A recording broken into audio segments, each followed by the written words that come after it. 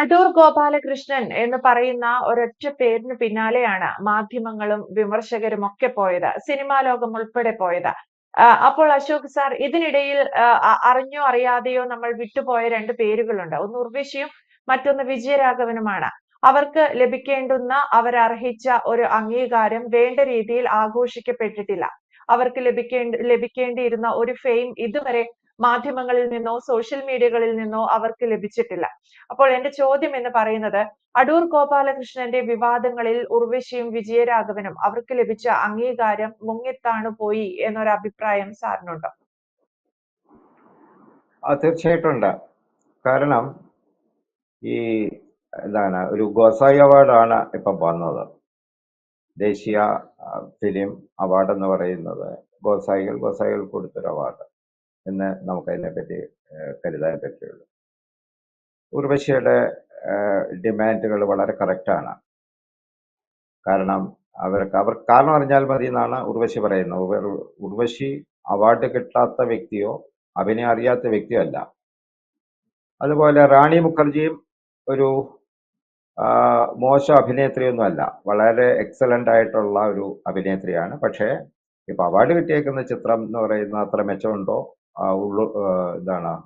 ഉള്ളൊഴുക്കുമായിട്ട് ചേർത്ത് വെച്ച് നോക്കുമ്പോൾ മെച്ചമുണ്ടോ എന്ന് ചോദിച്ചു കഴിഞ്ഞാൽ നമുക്ക് വ്യത്യസ്ത അഭിപ്രായമുണ്ടാകും. ഈ അടൂർ ഗോപാലകൃഷ്ണൻ ഇഷ്യൂ ശരിക്കും പറഞ്ഞു കഴിഞ്ഞാൽ എന്താണെന്ന് നമുക്ക് മനസ്സിലാകില്ല. അതായത് അദ്ദേഹം ഒരു കാര്യം പറഞ്ഞു കഴിഞ്ഞപ്പോൾ അത് കേട്ട ചില കക്ഷികള് മറ്റൊരു വിധത്തിലാണ് കേട്ടത്.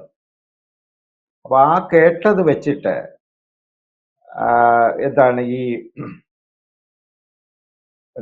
ഭയത്തോടുകൂടി അദ്ദേഹത്തിനെ ആക്രമിക്കുകയാണ് ചെയ്തത്. ശരിക്കും പറഞ്ഞു കഴിഞ്ഞാല് അദ്ദേഹത്തിന് സിനിമ എടുക്കാൻ അറിയില്ല എന്ന് വരെ പറഞ്ഞു വെച്ചിട്ടുണ്ട്. ഇപ്പോൾ ഓടുന്ന ഒരു കുതിരയുടെ ചിത്രത്തിലാണ് ലോക ചലച്ചിത്ര വ്യവസായം അല്ലെങ്കിൽ ചലച്ചിത്രകല ആരംഭിക്കുന്നത്. പിന്നെ ലൂമിയർ ബ്രദേഴ്സിലൂടെ പ്രഗത്ഭരായ ഫിലിം മേക്കേഴ്സിൽ കൂടെയൊക്കെ ഇത് കടന്നു വന്നു. അദ്ദേഹം സിനിമയുടെ ഗ്രാമർ പഠിച്ച ആളാണ്. അടൂർ ഗോപാലകൃഷ്ണനെ സംബന്ധിച്ചോളം സിനിമയുടെ ഗ്രാമർ വെച്ച് സിനിമ എടുക്കുന്ന ആളാണ്. അല്ലാതെ ജാതിയോ മതമോ പിന്നീട് പ്രൊപ്പഗൻഡായോ ഒന്നും വെച്ചിട്ട് എടുക്കുന്ന ആളല്ല. അങ്ങനെയാണെങ്കിൽ നമുക്ക് ചോദിക്കാവുന്ന ഒരു ചോദ്യമുണ്ട്, ലെനിൻ രാജേന്ദ്രൻ എന്തിനാണ് സ്വാതി തിരുനാൾ എന്ന് പറഞ്ഞ ഒരു ചിത്രം എടുത്തത്? അദ്ദേഹം എൻ്റെ അറിവിൽ അദ്ദേഹം ഒരു അംബേദ്കറിസ്റ്റ് ആയിരുന്നു. വളരെ വ്യക്തമായിട്ടറിയാം. പ്രതി വിപ്ലവകാരി എന്നൊക്കെ പറയാവുന്ന കുറച്ചൊക്കെ നേരിട്ട് പരിചയമുണ്ടായിരുന്ന ഒരു വ്യക്തിയാണ് അദ്ദേഹം. അപ്പൊ അദ്ദേഹം സ്വാതി തിരുനാൾ എന്ന് പറഞ്ഞൊരു സിനിമ എടുത്തിട്ടുണ്ട്. സ്വാതി തിരുനാൾ എന്ന് പറയുന്നത്, അല്ലെങ്കിൽ രാജഭരണം എന്നൊക്കെ പറയുന്നത് നമ്മൾ നെഗറ്റ് ചെയ്യേണ്ട, മറവിയിൽ തള്ളിക്കളയേണ്ട, ചപ്പയോറിൽ എടുത്തു കളയേണ്ട കാര്യങ്ങളാണെന്നൊക്കെ പറയുന്ന ഈ കാലഘട്ടത്തിൽ അടൂർ ഗോപാലകൃഷ്ണനെ വിമർശിക്കാൻ ഉപയോഗിക്കുന്ന അതേ ടൂളുകളും അതേ ആക്സസുകളും ഉപയോഗിച്ചാൽ ലെനിൻ രാജേന്ദ്രൻ എന്തിനാ ചിത്രം എടുത്തു എന്നൊരു ചോദ്യം വരും. അതില് അനന്തനാഗാണ് പ്രധാന കഥാപാത്രം. അനന്തനാഗ് എന്ന് പറയുന്നത് സച്ചിത് ബ്രാഹ്മിൺ എന്ന് പറയുന്ന, അതായത് ഈ RSSന്റെ ഒക്കെ പിന്നിലുണ്ടെന്ന് പറയുന്ന ബ്രാഹ്മിൺ സമുദായത്തിൽപ്പെട്ട ആളാണ് അനന്തനാഗ്. അപ്പൊ നമുക്ക് വേണമെന്നുണ്ടെങ്കിൽ അങ്ങനെയും സംസാരിക്കാം. ഇതെന്ന് പറയുന്നത് ഡോക്ടർ ബിജു ആയാലും ഡോക്ടർ TS അദ്ദേഹത്തിന്റെ പേര് ഞാൻ ഓർക്കുന്നില്ല, അദ്ദേഹം ആയാലും ഇതിനെ ആക്രമിക്കുമ്പോൾ ഒപ്പം തന്നെ ഈ ചിത്രവും കൂടി, അതായത് ലെനിൻ രാജേന്ദ്രന്റെ സ്വാതിരുനാളിൽ കൂടി ഒന്ന് പരിഗണിച്ചാൽ നന്നായിരിക്കും. പക്ഷെ വിഷയം ഇതല്ല. ശരിക്കും KSFDC സംഭവിച്ചതെന്ന് പറഞ്ഞാൽ KSFDCയിൽ ഒരു ഫൈനാൻഷ്യൽ കമ്മിറ്റി ഉണ്ട്, അതില് പൊളിറ്റിക്കൽ മെമ്പേഴ്സ് ഉണ്ട്, സർക്കാരിൽ നിന്നുള്ള ഒരു ഗുമസ്താവ് വന്നിരുന്നാണ് അതിന് പൈസ കൊടുക്കുന്നത്. അവിടെ സംഭവിച്ചിട്ടുള്ള ചില അഴിമതികളും മറ്റു കാര്യങ്ങളുമാണ്. അത് പുറത്തു വരാതിരിക്കാൻ വേണ്ടിയിട്ട് അതിനെ ഒരു ജാതിക്കുടിക്ക് കൊണ്ടിട്ടതായിട്ടാണ് എനിക്കിപ്പോൾ അവസാനം അറിയാൻ കഴിഞ്ഞിട്ടുള്ളത്. അത് പൊക്കോട്ടെ, അതൊന്നും വിഷയമല്ല. ശരിക്കും പറഞ്ഞു കഴിഞ്ഞാൽ ഈ വിഷയം ഉണ്ടാകുന്ന സമയത്താണ് ഉർവശിക്ക് എന്തുകൊണ്ട് ദേശീയ പുരസ്കാരം കിട്ടിയില്ല. വിജയരാഘവൻ എന്തുകൊണ്ട് അതുപോലെ കൺസിഡർ ചെയ്യപ്പെട്ടില്ല?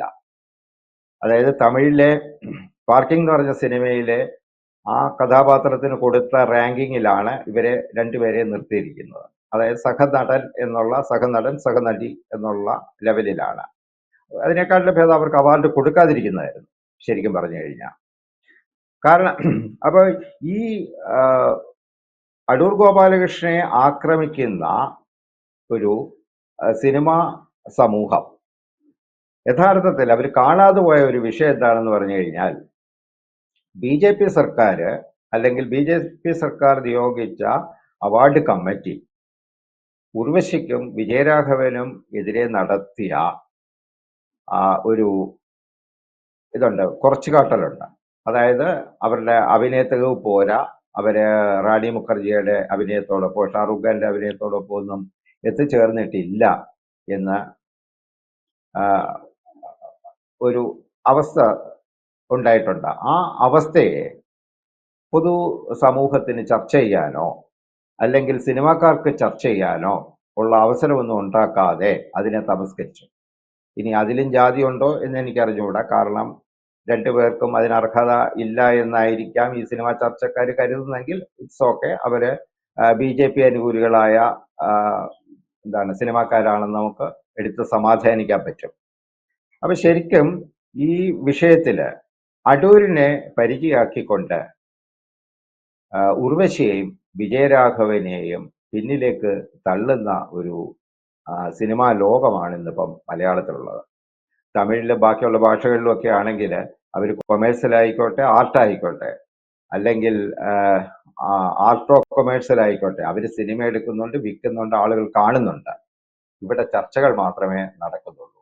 ഈ ചർച്ചകൾ തന്നെ ഓരോതരം പോക്കറ്റ് കേന്ദ്രീകൃതമായിട്ട് ഓരോരോ ആവശ്യങ്ങൾക്ക് വേണ്ടിയിട്ട് ഓരോരോ വ്യക്തികളുടെയും അല്ലെങ്കിൽ ഗ്രൂപ്പുകളുടെ ആഗ്രഹങ്ങൾക്കും ആവശ്യങ്ങൾക്കും വേണ്ടി നടത്തുന്നതായിട്ടാണ് നമുക്ക് കണ്ടത്. ഇതൊരു വലിയ കഷ്ടതരമായ കാര്യമാണ്. കാരണം ഇവിടുന്ന് കല, സിനിമയിൽ നിന്നും അടൂര് പറഞ്ഞതുപോലെ കല ഒഴിഞ്ഞുപോയി. ഇപ്പോൾ ഉള്ളത് തർക്കങ്ങൾ മാത്രമാണ്. കേരളത്തിലെ അവസ്ഥ എന്ന് പറയുന്നത് ഇപ്പൊ എന്തിനും ഏതിനും തർക്കമാണ്. മനുഷ്യർക്ക് വാ തുറക്കാനൊക്കാത്ത ഒരവസ്ഥയുണ്ട്. അപ്പൊ ഈ തർക്കം മാത്രമേ ഉള്ളൂ, കാര്യങ്ങളൊന്നും നടക്കുന്നില്ല എന്നുള്ള ഒരു അവസ്ഥയിലാണിപ്പം കേരള. അതുകൊണ്ട് തന്നെയാണ് കേരളത്തിൽ ജീവിക്കാൻ കൊള്ളാതായിരിക്കുന്നത്. ആർക്കെങ്കിലും അങ്ങനെ ഒരു ഇതുണ്ടെങ്കിൽ കേരളം ജീവിക്കാൻ കൊള്ളാതാകുന്നെന്ന് പറഞ്ഞു കഴിഞ്ഞാൽ ഈ അനാവശ്യ തർക്കങ്ങൾ. കാരണം ഇതൊന്നും പ്രൊഡക്റ്റീവായിട്ട് എങ്ങും വരാറില്ല. TS ശ്യാംകുമാർ ആയാലും ബിജു ആണെങ്കിലും സിനിമയെക്കുറിച്ചല്ല സംസാരിക്കുന്നത്. അവര് മറ്റെന്തോ കാര്യങ്ങളാണ് സംസാരിക്കുന്നത്.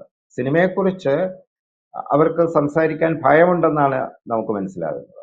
അതിനു പകരം അവര് മറ്റെന്തിനെക്കുറിച്ചോ സംസാരിക്കുന്നു. ഇത്തരണത്തില് അടൂർ ഗോപാലകൃഷ്ണനൊക്കെ പിന്തുടരേണ്ട മാതൃക എന്ന് പറയുന്ന ONV ഗ്രൂപ്പാണ്, ഒരു പരിധി വരെ MT വാസുദേവൻ നായരും. കാരണം അവരിങ്ങനെയുള്ള വിഷയങ്ങൾ ഒന്നും സംസാരിക്കാറില്ല. ONV ഗ്രൂപ്പാണെങ്കിൽ ഇന്നേ വരെ ഒരു വിവാദ വിഷയവും സംസാരിച്ചായിട്ട് നമ്മൾ കേട്ടിട്ടില്ല. അദ്ദേഹം ഒരു വിവാദ വിഷയവും സംസാരിക്കുക, അത്രയ്ക്ക് ബുദ്ധിപൂർവമായിട്ടാണ് അദ്ദേഹം ഇതിലെ തർക്കങ്ങളൊക്കെ അല്ലെങ്കിൽ വിവാദങ്ങൾ മുന്നിൽ വരുമ്പോൾ അദ്ദേഹം ചിരിച്ചുകൊണ്ട് പിന്മാറുകയാണ് ചെയ്തത്. ഒന്ന് രണ്ട് അവസരത്തിൽ MT വാസുദേവൻ നായർ ഇതിൽ വഴുതി വീണിട്ടുമുണ്ട്.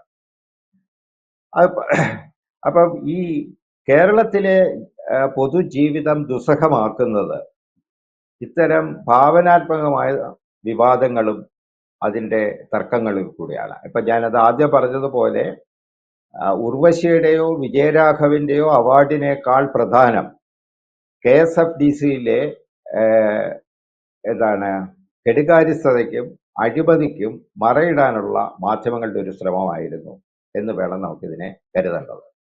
ആ വിധത്തിൽ എടുത്തു കഴിഞ്ഞാൽ നമുക്കിങ്ങനെ ഇനിയും വരുന്ന വിഷയങ്ങളും ഇതുപോലെ അതിൻ്റെ പിന്നിൽ എന്തെങ്കിലും കാണും. മാധ്യമങ്ങൾ അതിന് വിടുപണി ചെയ്തു കൊടുക്കുകയാണ് എന്ന് പറയേണ്ടി. യെസ്, എന്തായാലും അടൂർ ഗോപാലകൃഷ്ണനുമായി സംബന്ധിച്ചുണ്ടായ വിവാദങ്ങളിൽ ഉർവശിയും വിജയരാഘവനും അവർക്ക് ലഭിക്കേണ്ടിയിരുന്ന അംഗീകാരങ്ങളാണ് സ്പ്ലിറ്റ് ആയി പോയത് എന്ന് വേണം കരുതാൻ. വേണ്ട രീതിയിലുള്ള ഒരു ഫെയിം ഇരുവർക്കും ലഭിച്ചിട്ടില്ല. അശോക് സാർ തുടക്കത്തിൽ സൂചിപ്പിച്ചതുപോലെ ഉർവശി മുന്നോട്ട് വച്ചിരിക്കുന്ന ഡിമാൻഡുകളൊക്കെ വളരെ വളരെ വ്യക്തമാണ്. ഇത്തരത്തിൽ മറ്റു ചിലരെ കൂടി പരാമർശിക്കുകയുണ്ടായി അശോക് സാർ. ഡോക്ടർ ശ്യാമിനെ പോലെ അല്ലെങ്കിൽ ഡോക്ടർ ബിജുവിനെ പോലെയുള്ളവർ, ഇവരൊക്കെ മുന്നോട്ട് വയ്ക്കുന്ന ആശയങ്ങളും മലയാള സിനിമയെ കുറിച്ചുള്ള ചർച്ചകളല്ല നടക്കുന്നത്. അവരുടേതായ വ്യക്തി താല്പര്യങ്ങൾക്ക് മേലെയുള്ള ചർച്ചകളാണ് അടൂർ ഗോപാലകൃഷ്ണനെ ചുവട് പിടിച്ച് അവർ നടത്തിക്കൊണ്ടിരിക്കുന്നത്. വ്യക്തമാണ്. Thank you sir.